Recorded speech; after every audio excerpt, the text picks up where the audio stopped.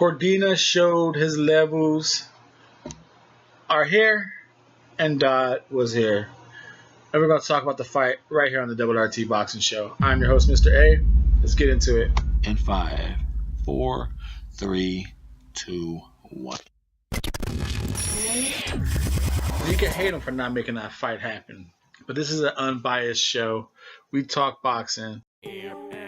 If it is just some missed details, the Double RT Boxing Show, Mr.A is here to help you, because that's what we do. We talk that boxing, spit that fire on the internet, dragging on the net, hashtag dragging on the net. You know, follow me at Twitter at RRTB Show. Double RT, the Double RT, the Double RT Boxing Show with Mr.A.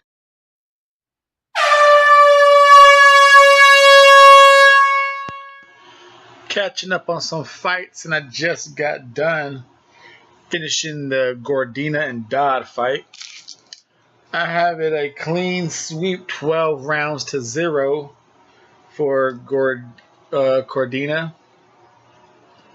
Let's see what they do announce these scorecards as. And John Keane 120, 109. 120. The new Commonwealth lightweight champion and new Commonwealth lightweight champion. Dodd's a fucking idiot. At 120, Dodd raises his hands like he knew damn well he did. You know, he did it laughing like, yeah, I did win. Dodd's a fucking idiot, but hey, he came to do his best with his limited skills that we all know about. Now, the fight was pretty much dominated by the athletic and the overall skill set of Cordina.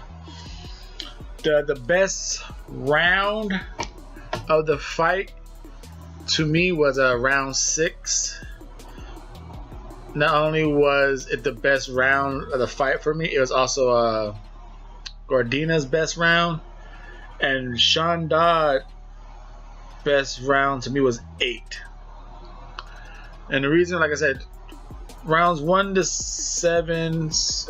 5, you could see just whenever Cordina wanted to let a combination go, there was really nothing Dodd could do but back up in a high guard, you know, and bend down, go side to side, and hope he could catch all of it. You know, because whenever Cordina threw 3 or more punches, a body shot landed, and the comeback of a top hook landed almost at will. Now, like I said, the reason why I said round 6 was the best round of the fight and the best round for Cordina, he switched up punch combination and variation beautifully. In round 6, he threw he did it 2 times. He threw a high jab, then a low jab, a high jab, then a low jab, and in both sets hit Dodd. And then he started feinting with it. He'd feint the high. He'd rush more, feint the low. Rush more, feint the high, feint the low. Then boom, just come with the straight jab, come with a right hook. He'll feint down with the body jab, then come with a right hook again. The high-low set, it threw Dodd off because it landed both times. And then from there, he was able just to feint and throw anything off that.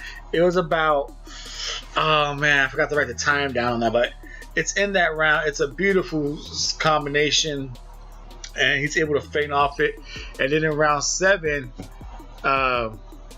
he continues to work off that, and then not only is he working off that, he's feinting. He feints the jab, and then comes with instead of going high with the left jab and low with the left jab, he feints high with the left jab, and he's coming with a right bolo shot to the gut that catches Sean off guard. Then he goes high left jab, low bolo right with a left hook, and he had Dodd just guessing on which punches were coming. Beautiful setup. And then I said the best round for Dodd was round 8, because those 2 rounds, like I said, the whole fight, Cordina was winning easily. Dodd had a couple shots. Dodd had a couple shots here and there. It's boxing. You're gonna get hit. You're gonna hit your opponent. So, but round 1 through 5 was all Cordina. But round 6, Cordina switched up his punching. Turned out round 7 was nice. So then round 8, Dodd was able, even though he lost the round, still he was able to actually change the pace of the fight, because Cordina was coming on strong, 6 and 7. Dodd was able to make it an ugly fight, put his face on his cheek, wrestle against the ropes, make it a Dodd fight, throw some inside ugly fights, inside ugly punches. And he continued it in round 9, but not as successful as he was in round 8. And then, round 10, they start showing their hands up, like, well, let's go, doing the whole showboating thing. But it was just, anytime Cordina wanted to let some punches go, they were hitting Dodd. It was just night and day in the levels of talent. Dodd could give any C-range fighter some trouble. Cordina is not a C-range fighter, even though he's only, I think, like now 8-0, something like that. He's not a C-range fighter. He's had skills, and now they're saying on I guess, like I said, I'm late to the party. I just had to catch up on this fight. And sometimes, I know I don't get as many views because I'm always late to the party. I have a job. So I watch fights and I catch up. But, in boxing scene, they're saying, the reason I do catch up is I want to educate myself too. Like I said, this is a channel where we learn as one. We learn about boxers. I may put some boxers on this show that you don't know, and then I may put a boxer on that you guys do know and that I'm just now discovering. There's been a few times where you guys be like, oh yeah, Mr.A, you should definitely bring him back on the channel. He's a good guy. He's so-and-so amateur, or this or that, or check out this fight when he fights so-and-so. There's been some times where I discovered a fighter and you guys let me know, like, hey, yeah, go back and watch this fight of him, and I do it. So this is the Double RT Boxing Show. It's the Ready Talk Boxing. We talk boxing. We learn together. It's your show. I'm just a host. Remember that. Thumbs up onto that.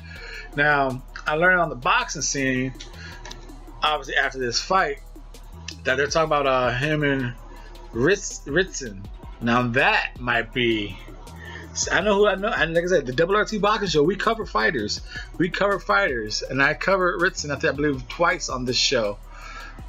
To come forward, power punching Ritson against the nice moving boxing of Cordina. I know who I have to win that fight. But we'll talk about that later on the Double RT Boxing Show right here with Mr.A if that fight gets made. So, and a shout out to,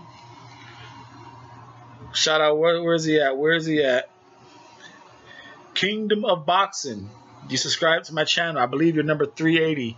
Shout out to you, brother. Thank you for that time and support. Kingdom of Boxing. I appreciate your time and support, brother. Number 380. Follow me at Twitter, Kingdom of Boxing. Follow me at Twitter at RRTB Show. And everyone, go on Twitter. And I put up a question. Who whooped ass better? Elder Alvarez or Viviana Obanoff? They both knocked out champs and became a new champion.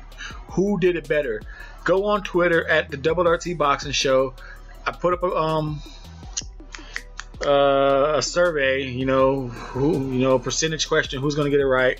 I don't have a big following on Twitter, so I don't know, probably only about 5 people are going to partake in it. But if you guys are watching this and you want to support my show, actually it's your show, I'm just a host. If you want to support me and our show, go on Twitter, RRTB Show, and take part in that survey. Who whooped ass better, Alvarez or Obanoff? Thank you for your time and support. The Double RT Boxing Show. Mr.A is out.